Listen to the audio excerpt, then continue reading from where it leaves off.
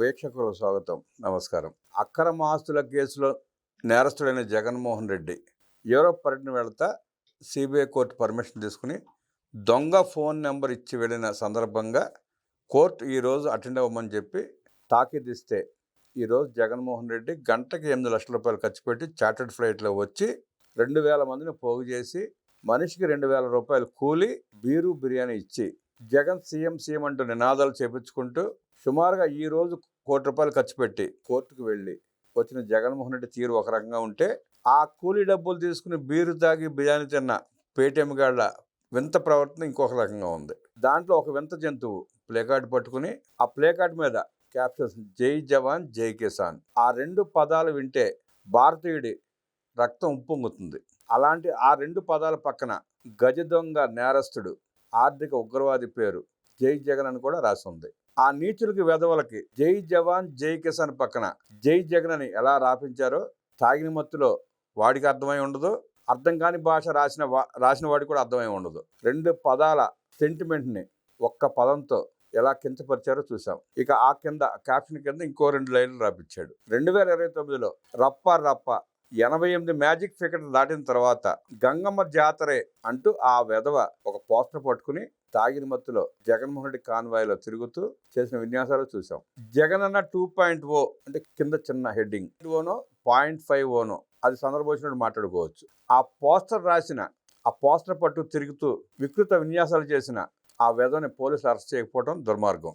ఇక జగన్మోహన్ రెడ్డి తన పార్టీకి తానే సమాధి కట్టుకున్న తర్వాత 2029 ఎన్నికల్లో పోటీ చేసేది ఎక్కడ, ఈ సన్నాసుల వైపు చూసేది ఎక్కడ? స్పష్టంగా మన ప్రజలు 11 సీట్లకి పరిమితం చేసి ఇంటికి పంపించిన తర్వాత ఆ జగన్మోహన్ రెడ్డి సిగ్గుపడుతూ ప్రజలకు ముఖం చూపించలేక ఎలాంక పారిపోయిన తర్వాత ఇక ఆ పార్టీ ఉందని చెప్పి ఈ సన్నాసులు అనుకోవడం కూడా వాళ్ళ వింత వైఖరిని అర్థం పడుతూ ఉంది. ఆ రప్పారప్ప బ్యాచ్ గంగమ్మ జాతర ఏంటో అడిగి తెలుసుకుని ప్రయత్నం చేద్దాం. విశ్లేషించడానికి మనతో కూడా సోషల్ యాక్టివిస్ట్ శ్రీలత గారు, వారిని అడిగి మరిన్ని విశేషాలు తెలుసుకుందాం. నమస్తే శ్రీలత. నమస్తే అండి. వాళ్ళు జగన్మోహన్ రెడ్డి నేరస్తుడు వాయిదాకు వచ్చాడు కోర్టుకి. వాయిదాకు వచ్చి వెళ్ళిపోవాలి కానీ గంగమ్మ జాతర రప్పారప్ప అంటూ పోస్టులు వేసుకుని తిరగడాన్ని, ప్రజలకు ఇబ్బంది కలిగేలా ప్రవర్తించడాన్ని, మేము వస్తే అడ్డంగా నరికేస్తామంటూ వాళ్ళు నిస్సిగ్గుగా బరితెగించి వ్యవహరిస్తున్న వ్యవస్థలు పట్టించుకొని తీరుని ఎట్లా చూస్తారు, ఎట్లా విశ్లేషిస్తారు? వీటన్నిటికంటే మనం ముందు మీరు చెప్పారు కదా, జై జవాన్ జై కిసాన్ అని చెప్పేసి. జై జవాన్ అంటే మన దేశ సరిహద్దుల్లో రాత్రింబవళ్ళు ఎండనక వాననక చలనక వాళ్ళు ఎంత కష్టపడుతున్నారు, ప్రాణాలని ఆశ వదిలేసి ఇంటి దగ్గర ఫ్యామిలీ కోసం ప్రాణాలు అర్పించి దేశాన్ని కాపాడుతున్నారు. ఇంకా వాళ్ళు ప్రాణం మీద ఆశ వదిలేసుకొని దేశ రక్షణే వాళ్ళ ధ్యేయంగా అక్కడ బ్రతుకుతున్నారు. మనం ఇక్కడ ప్రశాంతంగా ఉంటున్నామంటే ఆ జవాన్ అక్కడ ఉంటున్నాడు కాబట్టి మనం ఇక్కడ ఉండగలుగుతున్నాం. జై కిసాన్. జై కిసాన్ అంటే దేశానికి రైతు వెన్నెముక, రైతే రాజు. మరి అలాంటి రైతు, అలా దేశాన్ని అన్నం పెట్టే రైతు ఒకవైపు అయితే దేశాన్ని కాపాడే జై జవాన్ ఒకవైపు. మరి జగన్ ఏం చేశాడండి జై జగన్ అని రాయటానికి? దాని పక్కన దొంగతనాలు చేశాడుగా. అది అవి 2 పక్కన ఇది పెట్టడం అనేది అసలు వీళ్ళు ఎంత నిస్సిగ్గుగా, సిగ్గులేని బ్రతుకులు బతుకుతున్నారు. ఇంత దారుణంగా రాశారు అంటే ఆ ప్లకార్డ్స్ పట్టుకున్న వ్యక్తి కనీసం ఆలోచించుకోవాలి. నేను ఈ పదాలు ఉన్నదాన్ని పట్టుకున్నాను కదా అంటే ఇంకా కింద గంగమ్మ జాతర 2.0 లోడింగు అన్న వస్తున్నాడు, ఇవన్నీ కూడా చూసాం. సరే ఎట్లా చావండి సినిమా డైలాగులో, లేకపోతే నిజంగా మీ జీవితాలు అయ్యే కదా, రపరప నరికేటాలి కదా, అందుకని సింబాలిక్గా ఇదిగో మేము ఇంతే, మేము నరికే వాళ్ళమే కానీ మీకు మనల్ని ఎప్పుడు కూడా కూడిపెట్టే వాళ్ళం కాదని చెప్పి చెప్పుకుంటున్నారు అనుకోవచ్చు. కానీ జై జవాన్ జై కిసాన్ పక్కన జై జగన్ అని రాయటం అనేది ప్రతి ఒక్కరూ కూడా ఈ రోజున రక్తం మరుగుతుంది. అంటే ఈ రోజున ఆ పేర్లు వింటే ఎలా రక్తం మరిగిద్దో ఈ రోజున ఇది రాయటం వల్ల కూడా రక్తం మరుగుతుంది. అసలు అర్హుడా జగన్మోహన్ రెడ్డి దానికి? కనీసం ఈ రోజున మనం కుక్కకు అన్నం పెడితే వచ్చి ఇంకా అది వదిలిపెట్టదండి, విశ్వాసం చూపిస్తుంది, వెనకాలే ఉండిద్ది. మరి 2019లో రాష్ట్ర ప్రజలందరూ నీకు పట్టం కడితే నువ్వేం చేసావు? ఏం చేసావంటే ఇదిగో లక్షల కోట్ల రూపాయలు దోచేశాడు. మరి దోచేసి ఏం చేస్తున్నాడంటే ఈ రోజు కూడా ఇంకా బురద జల్లుతూ, ఇంకా అబద్ధాలు మాట్లాడుతూ, ఇట్లా ఒక పేటీఎం బ్యాచ్ వేసుకొని వాళ్ళ చేత అన్ని ఛానల్స్లో విషం కక్కిస్తూ మరి వాళ్ళని అరెస్ట్ చేస్తే మళ్ళీ వెంటనే బెయిల్ ఇచ్చి తెప్పించుకుంటున్నాడు. అవినీతి పరుడు, దుర్మార్గుడు, అలాంటి జగన్మోహన్ రెడ్డి వెనకాల ఎంత డబ్బులు ఇస్తే మాత్రం, ఎంత కూలి తీసుకుంటే మాత్రం అలా తిరగడానికి వాళ్ళకి సిగ్గు శరం లేదు. పైగా వాళ్ళని ఎవరితో పోల్చాలో కూడా అర్థం కాని పరిస్థితి. ఇప్పుడు నందిగామ సురేష్ నిన్న ఇంటర్వ్యూ ఒకటి చూస్తున్నాం మనం. దాంట్లో ఒక ఎస్సీ సామాజిక వర్గానికి చెందిన నీ ఎంపీని నువ్వు ఏ విధంగా ఈ రోజున పక్కన పడేసావు అనేది కనిపిస్తోంది. మరి నీ రెడ్డి సామాజిక వర్గానికి చెందిన వెంకటరెడ్డిని మాత్రం విత్ ఇన్ అవర్స్ లో మాత్రం నువ్వు బెయిల్ ఇప్పించుకొని ఇంటికి పిలిపించుకున్నావు. మరి ఈ రోజున ప్రజలందరికీ ఒకటేనండి, రెడ్డి సామాజిక వర్గానికి చెందిన వ్యక్తులను మాత్రమే జగన్మోహన్ రెడ్డి సపోర్ట్ చేస్తాడు. మరి మిగతా సామాజిక వర్గాలు ఎవరైతే ఉన్నారో వాళ్ళని కులానికి వాడుకొని వదిలేస్తాడు అవసరానికి. తేడా ఉంది. రెడ్డి సామాజిక వర్గంలో కూడా జగన్ రెడ్డికి ఉపయోగపడే వాళ్ళని, జగన్ రెడ్డి దోపిడీలో పాల్గొనాలని వాళ్ళని మాత్రమే రక్షించుకునే ప్రయత్నం చేస్తాడు.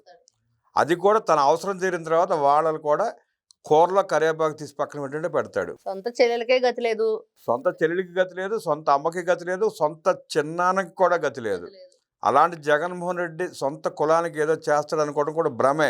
తన అవసరాల కోసం, తన దోపిడీ కోసం ఉపయోగపడే వాళ్ళకి మాత్రమే పనిచేస్తాడు. ఇక్కడ వీళ్ళు కూడా డబ్బులు ఇచ్చారా, బీర్ ఇచ్చారా, బిర్యానీ ఇచ్చారా అనేది కాకుండా అసలు మనం ఎవరి వైపు నిలబడుతున్నాం?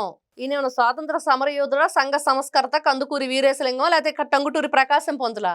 ఎవరని చెప్పి ఈయనకి వీళ్ళందరూ స్వాగతం పలుకుతారు? లేకపోతే ఈయనేమన్నా సమాజంలో మార్పు తెచ్చాడా? లేకపోతే ఈయనేమన్నా శ్రీకృష్ణులాగా భగవద్గీత బోధించాడా? ఎందుకు ఈయనకి వీళ్ళంతా ఫ్యాన్స్ గా ఉంటారు? జనాలకి దొంగతనాలు ఎలా చేయాలో, దోపిడీలు ఎలా చేయాలో, గంజాయి ఎలా అమ్ముకోవాలో, మాదక ద్రవ్యాలు తీసుకొచ్చి ఎట్లా అమ్ముకోవాలో నేర్పించాడు కాబట్టి ఆ కొద్ది మంది తిరుగుతూ ఉంటారు వెనకాల డబ్బులు తీసుకోవడానికి. ఇప్పుడు ఎవరైతే ఆయనకు సపోర్ట్ గా మాట్లాడే వాళ్ళు కానివ్వండి, ఈ ప్లకార్డ్స్ పట్టుకునే వాళ్ళు కానివ్వండి, గత కొద్ది నెలలుగా చూస్తున్నాం వాళ్ళు ఎంత మాట్లాడుతున్నారో. మరి మాట్లాడిన తర్వాత మనం పోలీసులు ఏదైనా ఎంక్వైరీకి రమ్మని కేసు నమోదైంది మీ మీద, మీరు ఇలా మాట్లాడారంటే ప్రూఫ్స్ లేకుండా అంటే, ఇక్కడ పులి అని అరిచిన వాళ్ళు అక్కడికి వెళ్ళి పులిహోర కలుపుతున్నారు. పేరు నాని చూసాం ఆ రోజున పోలీస్ స్టేషన్కి వెళ్ళాడు. ఉరిదీస్తావా ఉరిదీస్తావా అని చెప్పి అన్నాడు. మరుసటి రోజు ఆ సిఐతో పరాచకాలు ఆడుతున్నాడు. అంత భయం ఉన్నప్పుడు మీరు పులిలా బిహేవ్ చేయటం ఎందుకు? తర్వాత ఈ పులిహోర వేషాలు ఎందుకనేది ప్రజలు ఆల్రెడీ అర్థమైపోయింది వీళ్ళ వ్యవహారం. వీళ్ళు ప్లకార్డ్స్ ఎందుకు పట్టుకుంటున్నారు, ఎవరి వైపు నిలబడ్డారు, ఏ విధంగా తర్వాత వీళ్ళకి ఆపదొస్తే మరి తప్పించుకునే ప్రయత్నంలో ఎన్ని రకాల వేషాలు. నిన్న వెంకటరెడ్డి కూడా ఆర్పికి తాగుతానన్నాడు అంటే బాత్రూంలోకి వెళ్ళి. మరి ఇవన్నీ కూడా ఎందుకు? మీరు అట్లా అరవటం ఎందుకు? మళ్ళీ చస్తామని బెదిరించడం ఎందుకు? లేకపోతే పోలీసులతో పరాచకాలు ఎందుకు? ఇవన్నీ జగన్మోహన్ రెడ్డి గారు ఏదైతే ఈ రోజున కోర్టుకి హాజరవుతుంటే మరి గంటకు 8 లక్షలు, మరి ఆయన 5 రూపాయలు సీఎం కదండి, గంటకు 8 లక్షల ఫ్లైట్ వేసుకొని మరి వచ్చి హాజరయ్యి వెళ్ళబోయేటప్పుడు లోటస్ పాండ్లో కూడా మళ్ళీ ఒక తతంగం. అక్కడ జనాలు తండ్రిని అడ్డం పెట్టుకుని 1,00,000 కోట్లు సంపాదించుకున్నాడు. తను అధికారం చేపట్టిన తర్వాత సుమారుగా 10 లక్షల కోట్ల రూపాయలు పైన సంపాదించుకున్నాడు. ప్రజలను అడ్డం పెట్టి ప్రజలు నాశనం చేసి, రాష్ట్రాన్ని లూటీ చేసి, అదేవిధంగా నమ్మిన కార్యకర్తలను కూడా మోసం చేసి సుమారుగా 4,000 కోట్ల రూపాయలు చిల్లర పార్టీ ఫండ్ పోగు చేసుకున్నాడు. దాని మీద బ్యాంక్ ఇచ్చే వడ్డీతో రాజభోగాలు అనుభవిస్తున్నాడు. ఏ కార్యకర్తని పట్టించుకోడు, కార్యకర్తకు ఇబ్బంది వచ్చినా పట్టించుకోడు, కార్యకర్తకు యాక్సిడెంట్ అయినా పట్టించుకోడు, కార్యకర్తలు అనవసరం. తన హంగు ఆర్పాటం కోసం మాత్రం వాడుకుంటున్నాడు. ఆ విషయం తెలుసుకున్న వాళ్ళు కొంతమంది దూరం అయిపోయారు, ఇంకొంతమంది దూరం అయ్యే ప్రయత్నంలో ఉన్నారు, కొంతమంది ఆ కూలీ డబ్బుల కోసం ఇంకా కక్కుర్తి పడుతున్నారు. వీళ్ళు ఆలోచించుకోవాలి అసలు జగన్మోహన్ రెడ్డి గారు ఆత్మ అని చెప్పుకుని విజయసాయి రెడ్డి ఎందుకు వదిలిపెట్టి వెళ్ళాడు అనేది ఫస్ట్. ఎందుకు మద్యం కుంభకోణంలో ఆయన అప్రూవర్గా మారాడు? ఎందుకు ఈ రోజున వీళ్ళందరూ ఆస్తులు అట్టేసి ఈ రోజున బెయిల్ వచ్చిందని చక్కలు గుర్తున్నారు. ఆల్రెడీ బెయిల్ అయిపోయింది, కోర్టు తీర్పిచ్చింది, మీకు బెయిల్ వచ్చింది, బై డిఫాల్ట్ వచ్చింది కదండి, అయిపోయింది, మీరు మళ్ళీ కోర్టుకి పోలీస్ స్టేషన్కి రావాల్సిందే అని. మరి వీళ్ళు నవ్వుకున్నంత సేపు పట్టలేదు ఆ బెయిల్ ఎందుకు వచ్చింది, ఎందుకు మళ్ళీ లోపలికి వెళ్తున్నారు. మరి జగన్మోహన్ రెడ్డి గారికి ఈ రోజున ఈ ప్లకార్డ్స్ పట్టుకునే వాళ్ళు, స్వాగతాలు పలకటానికి డబ్బులు ఇస్తే వచ్చిన వాళ్ళు, మరి ఈ పేరుని నాని, అంబటి రాంబాబు, లేకపోతే ఈ కిట్టు, వీళ్ళందరూ ఉన్నారు బ్యాచ్ అంతా. మరి వాళ్ళు ఎందుకు వచ్చారో తెలియదు ఆయన వెనకాల. ఇవాళ అందరూ వరుసగా వస్తున్నారు, ఎందుకు వస్తున్నారు అనేది ప్రజల నుంచి వస్తున్న క్వశ్చన్. వాళ్ళందరూ వచ్చి వాళ్ళకి తెలిసిన హైదరాబాద్లో ఉన్న ఫ్రెండ్స్నో లేకపోతే వాళ్ళని ఆన్లైన్లో పోజ్ చేయడానికి మనిషికి 20 మంది 30 మంది పోజ్ చేసి ఈ రకంగా హడావాడు చేపిస్తాకు వచ్చారు. బేగంపేట ఎయిర్పోర్ట్ దగ్గర ఒక ఛానల్ వాళ్ళు ఒక వ్యక్తికి పెట్టి నువ్వు ఎక్కడి నుంచి వచ్చావు ఏంటని అడుగుతున్నారు. అతను నేను ఎర్రగొండపాలెం నుంచి వచ్చాను, మా అన్న కోసం వచ్చాను, మా అన్న దేవుడు చూసుకుంటాకు వచ్చాను అన్నాడు. ఎర్రగొండపాలెం నుంచి హైదరాబాద్ వచ్చాను అంటాడు అతను. అతని భాష యాస చూస్తే మెదక్ వాసిలా కనిపించింది, స్పష్టంగా తెలుస్తూ ఉంది. అతను తెలంగాణ పిల్లాడు, తెలంగాణ అబ్బాయి. ఏదో అడ్డమోద కూలి పనులు చేసుకోవటం ఏదో జీవనం సాగిస్తూ ఉంటాడు. 2000 ఇస్తే వచ్చి మాట్లాడాడు. ఎర్రగొండపాలెం చెప్తే ఎర్రగొండపాలెం అని చెప్పాడు. ఎర్రగొండపాలెం వాళ్ళు ఎట్లా మాట్లాడతారో ప్రజలకు తెలియదా? అమాయకుల అట్లా ఉంటాయి వీళ్ళ విన్యాసాలు. వీళ్ళంతా కూడా పూజించాలి అని అంటే బాబాయ్ గొడ్డలతో నరికి చంపిన దానికి ఆయన సమాధానం చెప్పాలి. మరి 6 ఎందుకు అనుమానాస్పదంగా చనిపోయారో సమాధానం చెప్పాలి. తల్లి చెల్లిని బయటికి ఎందుకు వెళ్ళారో చెప్పాలి. మరి ఈయన ఆత్మ అయిన విజయసాయిరెడ్డి ఎందుకు వెళ్ళాడో చెప్పాలి. మరి ఈయనకు ఇంకో ఆత్మ అయిన వండవల్లి అరుణ్ కుమార్ గారు కూడా పలు సందర్భాల్లో జగన్మోహన్ రెడ్డి సరిదిద్దుకోలేని తప్పులు చాలా చేశాడని ఎందుకు చెప్పాడో చెప్పాలి. ఆత్మ అయిన కేవీపీ రామచంద్రరావు ఎందుకు దూరం వెళ్ళో చెప్పాలి. మరి రామచంద్రరావు గారు కూడా ఎన్నో సందర్భాలు తన జీవితాన్ని తండ్రికి అంకితం చేసిన సూర్యుడు ఎందుకు దూరం వెళ్ళో చెప్పాలి. మరి చాలా మంది గురించి చెప్పాలి జగన్మోహన్ రెడ్డి చెప్పాలి. మరి ఇవన్నీ రేపు జనంలోకి వస్తానంటే రేపు జనం అడుగుతారు. పేరుని నానిని కొడాలి, ఎవరైతే కొడాలి నానిని లేకపోతే వల్లభనేని వంశీని వెంట పెట్టుకొని జనంలోకి వస్తానంటే రేపు ఎలక్షన్ రాబోతుంది, మళ్ళీ పంచాయతీ ఎలక్షన్లు రాబోతున్నాయి ఏపీలో. మరి వీళ్ళందరినీ పెట్టుకొని ఏం చెప్తాడు, ఏం మెసేజ్ ఇస్తాడు?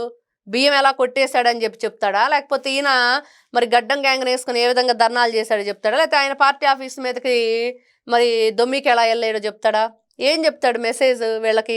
ఏదన్నా వీళ్ళు ఒక మంచి చేస్తే ఇదిగో మా నియోజకవర్గంలో ప్రజాప్రతినిధులుగా వీళ్ళు ఉన్నారు, గతంలో ఎంపీలుగా చేశారు, ఎమ్మెల్యేలుగా చేశారు, మంత్రులుగా చేశారు, ఇదిగో మాకు ఈ మంచి జరిగిందని అంటారు. అంటే మీకు రాజకీయ పార్టీ అధ్యక్షుడు మంచాడు, మానవతావాది, ప్రజాపక్షపాత అయితే ప్రజల గురించి మాట్లాడతాడు, మంచి చెడు గురించి మాట్లాడతాడు. ఆ రాజకీయ పార్టీ అధ్యక్షుడు దొంగ దోపిడీదారుడు అయితే ఆ దొంగతనాల గురించి దోపిడీ గురించి మాట్లాడక మంచితనం గురించి ఎందుకు మాట్లాడతాడు, ప్రజల గురించి అసలు ఎందుకు మాట్లాడతాడు? అది జగన్మోహన్ వ్యవస్థ అట్టాగా ఉంటుంది. దొంగతనాల గురించి దోపిడీ గురించే మాట్లాడతాడు, దొంగల గురించే మాట్లాడతాడు, ప్రజల గురించి మంచి చెడు గురించి మాట్లాడ్డాడు. జై జవాన్ జై కిసాన్ పక్కన జై భారత్ మాత అని ఉండాలి కానీ గజ దొంగ జగన్ పేరు రాయటం ఏంటి సన్నాసులారా, బుద్ధి ఉందా మీకంటూ గడ్డి పెట్టిన శ్రీలీల గారికి ధన్యవాదాలు తెలియజేస్తూ నమస్కారం.